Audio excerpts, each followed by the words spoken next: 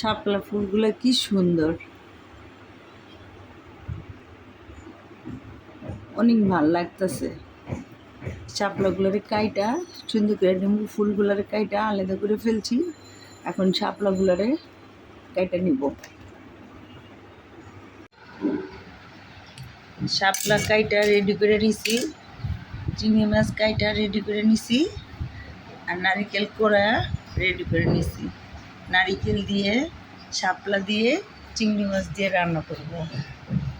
শাপলা কাটা রেডি, নারিকেল, শাপলা, চিংড়ি মাছ, নারিকেল দিয়ে, শাপলা দিয়ে রান্না করব।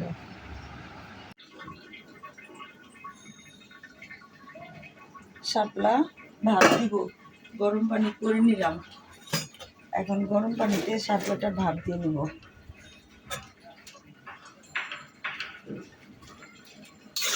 বলক আসলেই পানিটা ফালায়া দিব।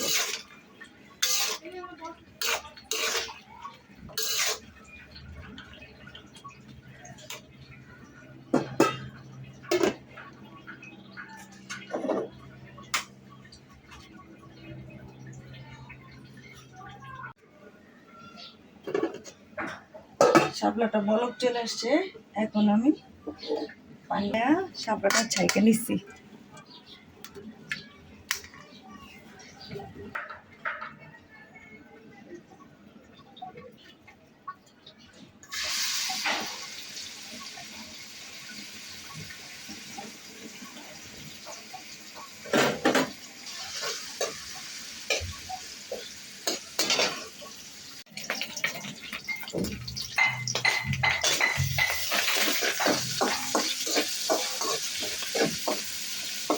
পেঁয়াজ দিয়ে দিলাম।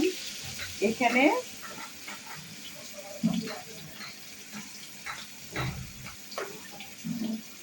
নারিকেল, আদা, রসুন, জিরা সব দিয়ে মশলাটা ভালো করে কষায় নিব।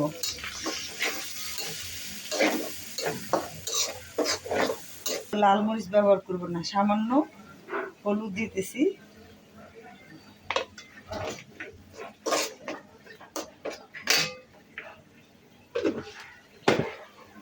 অল্প একটু পানি দিব।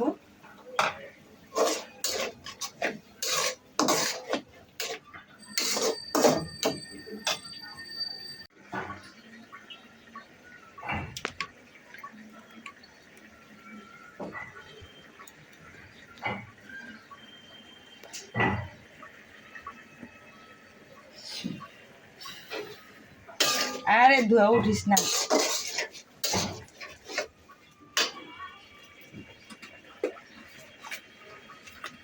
স্বাদ মতো লবণ দিলাম।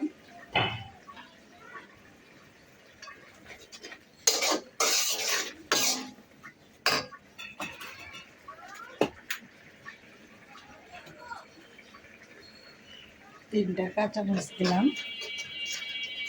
লাল মরিচ দিব না, এই জন্য কাঁচামরিচ দিলাম। কারণ শাপলা তরকারি এবার বেশি ঝালও ভাল লাগে না।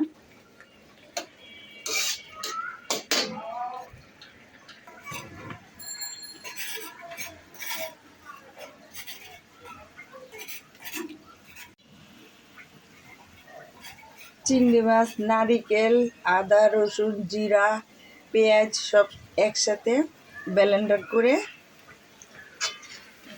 মশলাটা এখন কষাইতেছি।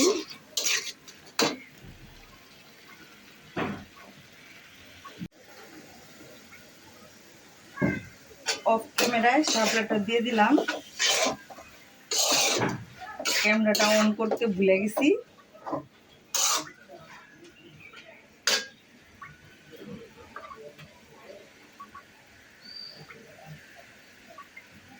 সামান্য পরিমাণ পানি দিলাম, জানি শাপলার ভিতরে নারিকেলটা ভালো মতো ঢুকে। মাখা মাখা রাখবো, বেশি ঝোল রাখবো না তো। শাপলার থেকেও এখন পানি বাইর হবে।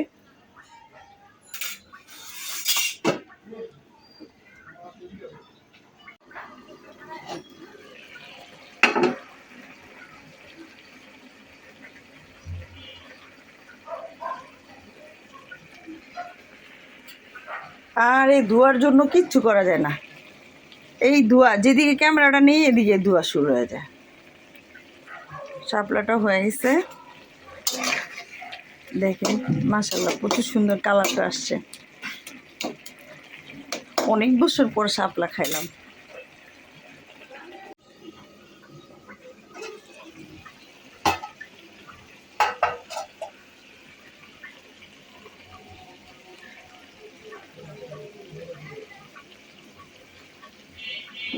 শাপলাটা হয়ে গেছে, চুলাটা আমি এখন বন্ধ করে দিব।